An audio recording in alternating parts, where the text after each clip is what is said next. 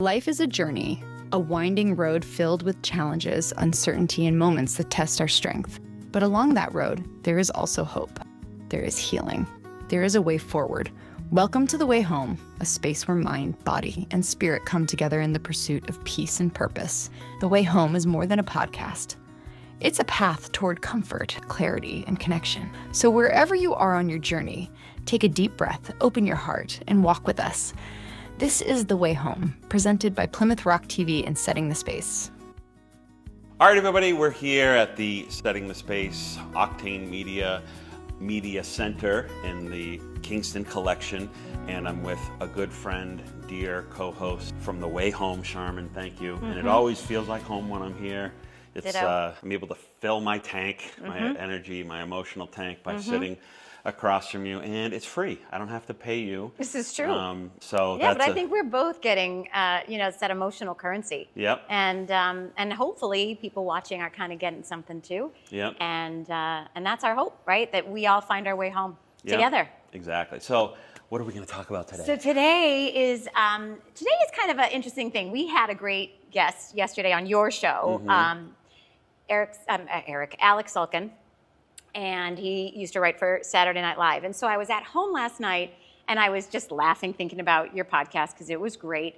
And I was remembering Stuart Smalley from Saturday Night Live. You remember him? Right, Al Franken. And he was he did like a satire on... I am beautiful, I love myself. He was like a self-help guru, Yeah. right. And he did mirror work, so he would look into the mirror.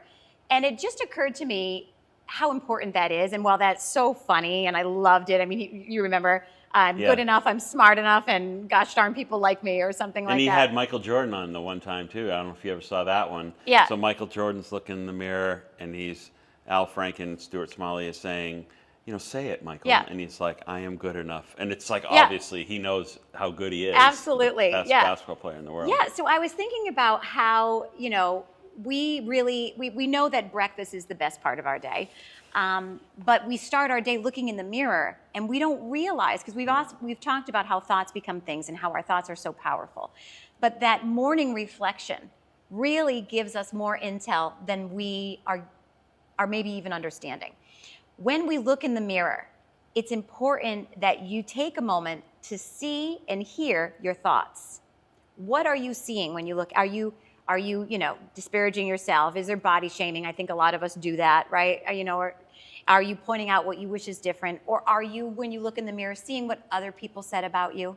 And that often happens, right? Or are you maybe ruminating over the things that you wish you had done, or the failures, sort of like the shoulda, coulda, woulda. And so I thought about that, and I was like, I want to talk about that. I think it's important. And I think a lot of people too, before the show, we were talking about how some people will even avoid a mirror. And why that's relevant is your reflection is showing you your thoughts. And if you take a moment to register what you're thinking, and we know thoughts become things, and our thoughts are reflected in the reality because we are the co-creators of our reality. So if we take a moment to look, that snapshot, what is that feedback? What is that reflection telling us? Then that is why the world is going the way it's going. Are you successful? Are you in abundance? Are you, healthy in your relationships? Are you happy and balanced? And it's so interesting because we, before the show, talked about how sometimes people will avoid a mirror. And in reality, the way that would play out would be people not seeing you, right? You being overlooked. If you're not looking in the mirror and making a relationship with you, then you're sort of casting out into the universe that powerful magnet of, if I can't see me, then why would anybody else? The concept of reflection is so, both literally in the mirror and then reflecting in your mind, is such a magical thing, because even where you're talking about a mirror, but I can recall being on a hike and finding a bench over, looking over some water and staring at the water and seeing the reflection of the sky and the clouds above, and realizing that I'm looking here, but I'm seeing there. But it was just an interesting thing of altered reality that happens all around us, that can give us both a honest and dishonest vantage point Yeah. of what the situation is. Because again, I'm looking at a cloud, but I'm actually not. I'm looking at the reflection of the cloud in the water. And so when we look at ourselves, you just kind of basically summarized the whole show. Yeah. Go ahead. I think you were just all right, going to well, say it. next week we'll have on, I'm glad I could expedite the whole thing. And that's a wrap. And that's a wrap. But that's something that when you first said mirroring, that's what came to mind. But you're exactly right. Yeah. And I love that you said that. You're looking here, but you're seeing there. But that was what I'm saying today is that's true when you look in the mirror, you're seeing your reality. Yeah. So if you look in the mirror and you think thoughts that are affirming, self-affirming, like you're limitless, right? Or you have a conversation with yourself, because ideally I would want people to let the mirror become their ally versus their enemy. And I think most of us, myself included, have looked at the mirror like an enemy at times. You know, where... Come on. Yeah. Are you You're kidding like me? Sleeping Beauty, Snow White. No. Cinderella. What was the one that looked into the mirror? Snow White. Mirror, mirror on the wall. Who's the fairest of them But you know, all? that's not actually in the movie. It was like Yeah, it's I one saw of those. Is it what a do you call Matrix it? glitch? Yeah, something Yes, like that. Like yeah. people think that they Yeah. remember them saying it. Anyway. Yeah. I Well, digress. so Yeah. what we want to have are self-affirming thoughts, right? Because if we disparage ourselves and we break ourselves down, then you're affirming that you have no self-worth and you're not worthy of the abundance that you're wishing for. It's not congruent. We talked about having congruent thoughts and emotions and feelings. Self-affirming thoughts, if you could just sit in front of the mirror and say something like, wow, maybe you're grateful for the day before. Like yesterday, we had a pretty cool day. Like Yeah. a lot happened. So maybe this morning would have been a great day to be like, wow, you really showed up yesterday. You did great. You know, like, and maybe you were insecure about X, Y, or Z, but you did it. You showed up. And you have a conversation with yourself where you're affirming what maybe you did. Or you say, your gifts are needed. You got to get out there today. And you might be tired, but that's okay. You're going to get out there and you're going to do it and you're going to do the thing. And you have this like conversation with yourself.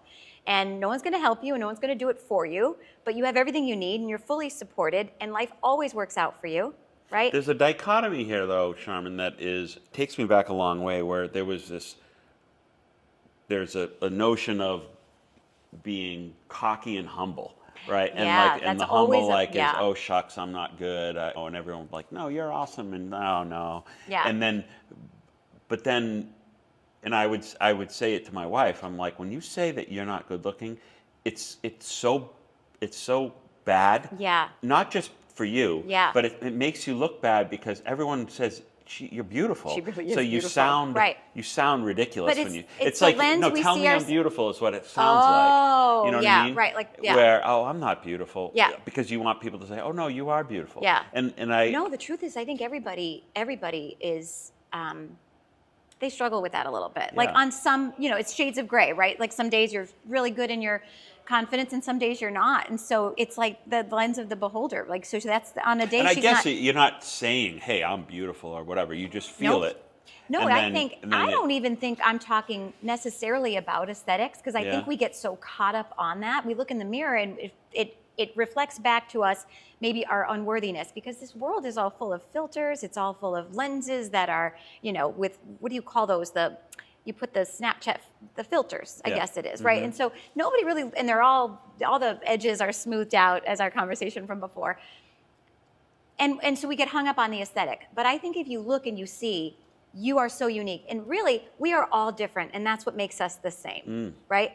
But because we all compare to one another, and now we were just, with this long conversation we had off camera about social media, we have the ability now to see what everyone's doing, to see what everyone looks like. And even though we don't really see maybe their authentic self, because we're seeing the filters and the polished up versions, we compare ourselves to that. And then we pivot, we look in the mirror and we're like, you suck. You are falling so short. You need to fix this, that, and that, and that, and that. And you lower your frequency, because that's what that does, right? You're energetically feeling less than before you looked in the mirror. And then you go out into the world and you're wondering why you're not feeling good.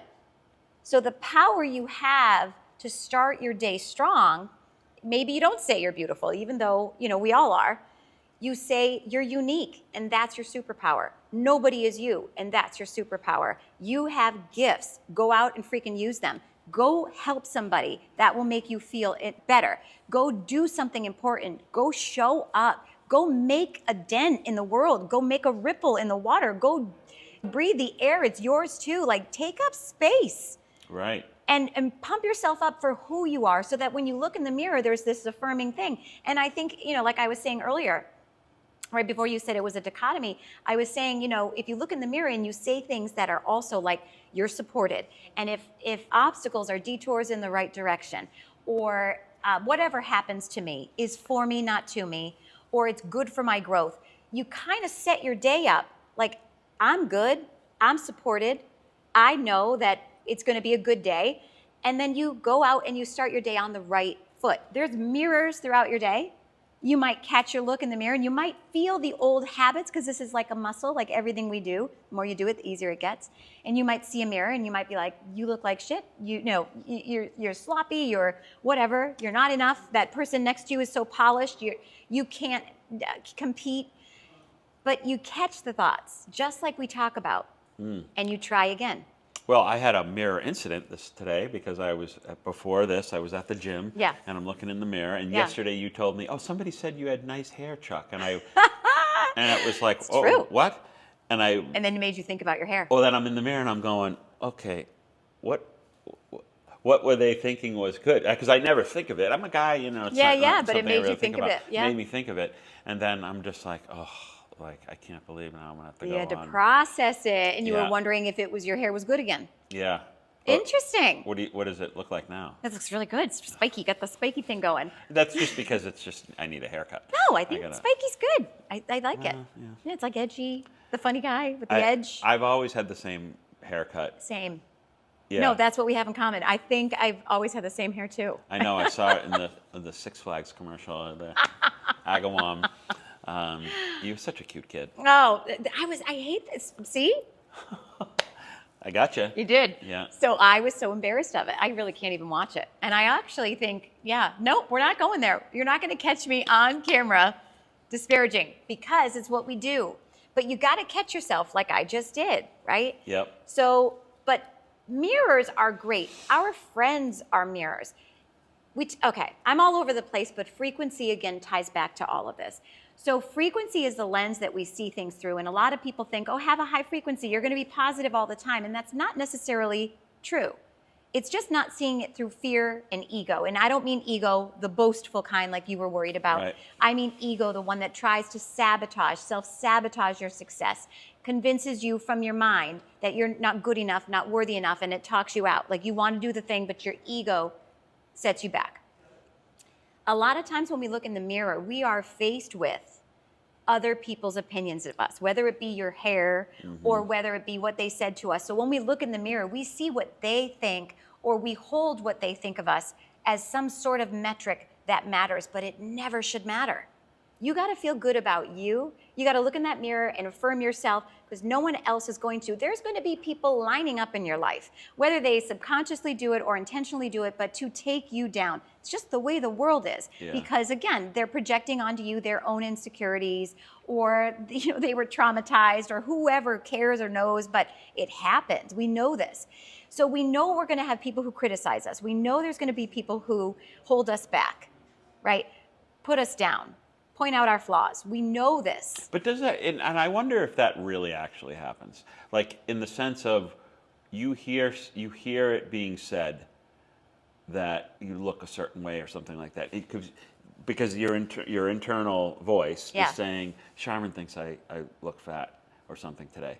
And then it just replays over to the point where Sharmin thinks I look fat. Yeah, you believe it. Well, yes. And so, and I actually believe this too when it comes to how the media plays a role, in the sense of everyone talks about, I'm not changing gears too much, but like every cop is racist or something like that. Oh, right. And if you hear it enough. But because that's what we see in the movies, right? You see this white cop pulling over somebody, you go, okay, it's going to instantly be a racial scene, right? Yeah. And so that plays out so many times that then absolutely. People, well, we talked about narratives. When do people really see interaction between police and somebody pulled over? Right. Never. Right. Only on TV. Right. So you're seeing a recreation of the worst kind of situation.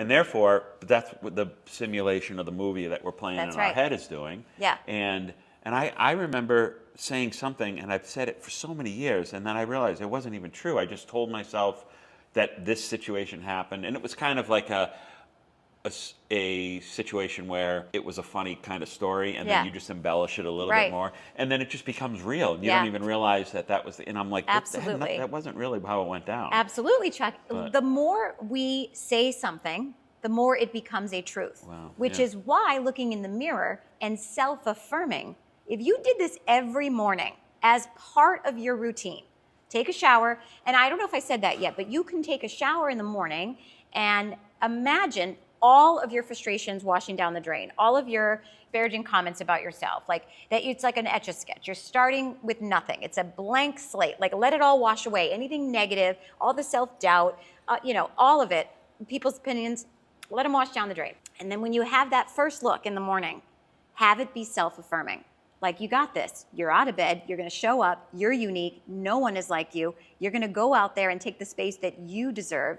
You are limitless. You are supported. And if you make a mistake, it's for your growth, and obstacles or detours in the right direction, that you are abundant and you are worthy. If you said that every day, what the hell would be possible? Everything. Well, I've done that before, and you gaze into the mirror and you stare at your own eyes. Yes. And you lock.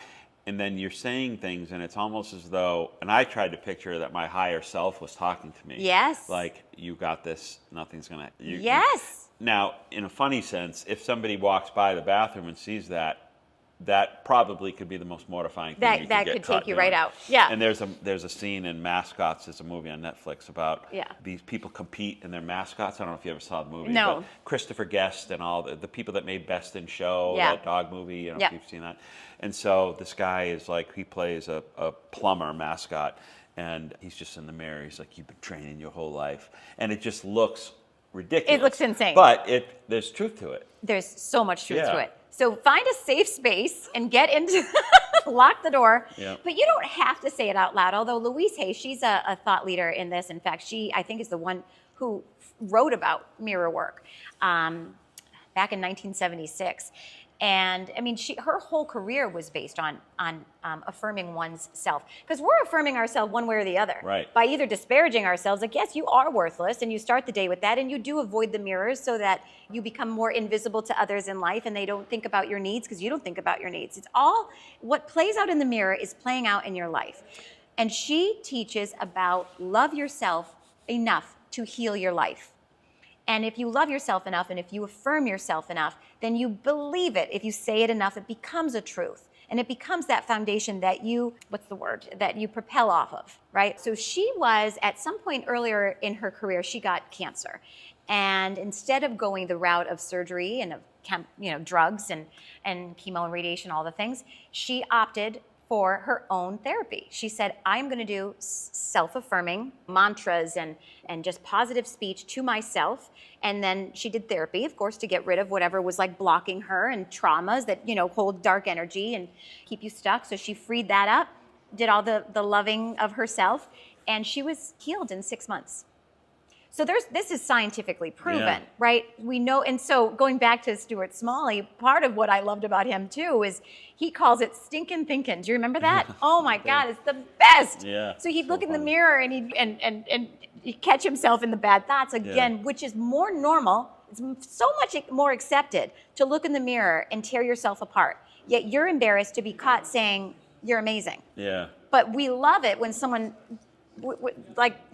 Any kind of talking to yourself would kind of seems a little weird. It seems a little weird. And when you brought up mirroring too, it's a improvisational acting trick as well. Have you heard? So two actors would mirror, then put their hands up, and without speaking, you would imitate their mannerisms. They would imitate until you become like one moving part. Yeah. So it is like a exercise to get to connecting. Connection, which is basically a similar concept to looking in the mirror, is that you're connecting with your that's an imaginary your reflection. Just think about it. I it's know. Like so you're seeing yourself. Like, it's such an odd thing. It is odd, but what you just said made me think again. So if acting in your class and you're slowly you're becoming one or whatever, and it's mirroring each other. If you can take it energetically, because that's how you do it, right? You just kind of like get out of the way and you just sort of, I don't know, stop thinking. Yep. When I was saying, when you look in the mirror and you notice your thoughts, if they're positive, and they're always positive and self-affirming, then odds are you're happy in your life. Odds are you're content, you're balanced, you're satisfied, right? Right. How many of us do that, though? So your relationships are a reflection. Your life relationships. So look at your friendships. Look at your intimate relationships. Look at your children. And the reflection that you're getting back is how you show up. Crazy. Right? Yeah. It's an important mirror. Sure. Like, so it's not the real mirror, but it's another mirror. And that's what I was saying to my husband the other day. Like, relationships are hard because or I think I said it on the show too. It's a reflection. They're mirroring back to you at all times where you need healing. But that's a gift to see it. In fact, if you're in front of a mirror and you say something self-affirming and you feel yourself recoil because you know you don't believe it, like if I looked in the mirror and I was like, well, as you think, I'll even... You do one, if you can think of... Well, yeah. I was actually thinking of, like, I had an exercise that I would do where I would picture myself in the upper corner of the room looking down on my life. Yeah, like an observer. And you observe, and then you say, all right, that was strange, or in a way, it catches you from never being alone. So you wouldn't want to do something in private that you wouldn't do in public, kind of thing. And reflecting on, if I were to see me and my wife having a fight from that vantage point, I would be like, you're such an ass. Yes. Even just because if you're watching a TV show, you're rooting for somebody, and I would be rooting for her, and but you're an observer, not necessarily mirroring, but somewhat. This is on point. Yeah. Perfect, because that is a tool in life, is to be the observer. Yeah. And that's the exact thing I'm asking you to do. The exercise is to observe the mirror or observe the reflection in your relationships that you're getting back, because you need to learn. So if you look in the mirror and you say, just say it's not me, and you look in the mirror and you say, you are so loved, and imagine I don't feel loved. And I do, and maybe it's because I do this work so much, I do feel loved, but imagine I felt really alone and despondent, and I was sure that no one ever gave me what I deserved. And so I looked in the mirror and I got this lesson from my life coach, and say it. And when I said it, I just was like looking at a stranger. In fact, if you look in the mirror and you say, I love you, I really, really love you, and you're looking at yourself, a lot of people will feel like they're speaking to a stranger. Yeah. There was something I saw that says, you say I love you like 10 times to yourself looking in the mirror, and then you're hearing it back. You're saying it, but then it becomes like an echo where you're hearing it. Okay, that person loves me. And yes, and I never finished this point. I was talking earlier about how we know people are going to criticize us or point out our flaws or our imperfections or why we're not enough, and they might be doing it as a projection. We know that's going to happen. So why would we do it to ourselves also? Like, we have to be our own champion. We have to be our own cheerleader. Yeah. And it's insane how accepted it has become to point out every flaw, to focus and ruminate on every flaw, where it should be the exact opposite. Every single day you should start with like gratitude and what's right, because no one else is really going to do that for. You're going to have people, and hopefully we both do, that we have enough support, but it's got to come from within. It's an inside job, because even if some people are saying it, we know a positive thought is 100 times more powerful than a negative thought, but weirdly we hang on to the negative thought. In terms of manifestation, if we have a positive thought, it will propel it into reality. A negative thought, however, we will ruminate. We can hear 3 to 5 good things, and we will remember the one negative thing. And it's so strange. This is why you're so good, I'm going to tell you, because I think as a TV person, when I'm doing this and I'm talking with you, I just had to stop and I go, you're being a very bad TV person to myself, because you're thinking. I'm caught in on the subject. And we had another show like that. Yeah. And and I leave you hanging because then you're feeling like you're continuing, Yeah, but I and love I feel it. bad about it. But it is for the audience knowing if I'm doing that, it's really the wheels are turning. The wheels are turning. Yeah. But I love the point you made, and so I wanna kind of jump off that still, is that the observer is the important exercise. Be the observer. And when you look and you're not reacting at yourself, but you're witnessing. I look in the mirror and I witness that I point out all my flaws, and then I'm upset that my reality is disappointing me. Well, you started your day being disappointed in yourself. Yeah. Right? Right. It's a direct reflection. Be the observer. Observe your thoughts. Your dominant thoughts create your reality. What are you thinking about most often? And if most often they are not self-affirming things, then you are not going to have the abundance that you desire or want. And we talked about it, visualization of, I think I mentioned at one point, free throws, like a kid shooting free throws. Oh, I loved that. And the kids who visualize themselves making the free throws at night, when they were lying in bed, were more successful than the kids who were told to, and this was a study actually done with college kids, were more successful, the visualization of it, than the ones who actually shot. Yeah. And it's because they're picturing the action and picturing it being good. And this is the same thing. We're we're saying the right things to us because we're all beautiful. We're all made Unique. in God's image and beautiful, wonderful creations. Right. And then society puts a certain spin on it of like, all right, we're going to redefine what that means. Beauty is this or beauty is this. And then we lose that sense of real confidence and real Again, self-love. it's the comparathon, and we do, and that's a thief of joy, right? Because you look and you think, I'm supposed to be like X, Y, or Z, so then therefore I'm flawed. And if you are already lowering your own self-worth as a low frequency, you're going to go out into the world and you will not see, the results come back to you, right? All right, let's take a break. Has it been a half an hour? Yeah, it has. Okay. We're rolling. So we're taking a break. We'll take a break and then we'll come back. And I got kind of a funny mirror story when we come back. Okay. If you're Don't we now, all? Now I have to tell Don't we all? All right. All right. We'll take a break and we'll be right back in just a minute.